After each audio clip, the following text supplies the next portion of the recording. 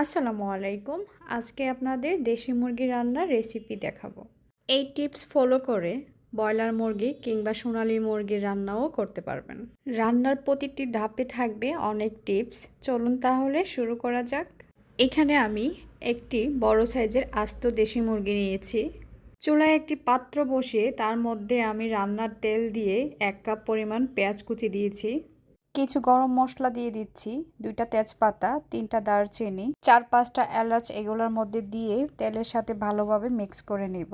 পেঁয়াজটা কিছুটা বাদামি কালার হয়ে আসলে এখানে আমি 1 টেবিল চামচ রসুন বাটা, 1 টেবিল চামচ আদা বাটা, হাফ চা চামচ হলুদ গুঁড়ো, 2 টেবিল চামচ মরিচের গুঁড়া, জিরার গুঁড়া 1 টেবিল চামচ, ধনিয়ার গুঁড়া সামান্য পরিমাণে দিয়ে এগুলোকে ভালোভাবে মিক্স করতে হবে।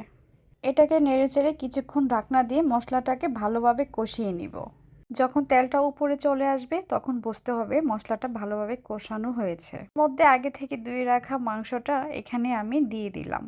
চুলার আঁচটা মিডিয়াম আঁচে রেখে এটাকে আমি একটু কষিয়ে নিব, যেন প্রতিটা মাংসের গায়ে মশলাটা ভালোভাবে ঢুকতে পারে।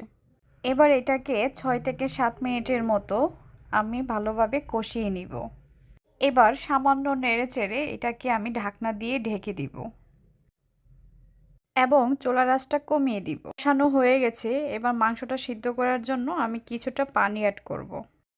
অল্প আছে এটাকে আমি প্রায় 20 মিনিটের মতো রান্না করেছি। আমার রান্নাটা প্রায় শেষ। এইভাবে আপনারা ট্রাই করে দেখতে পারেন।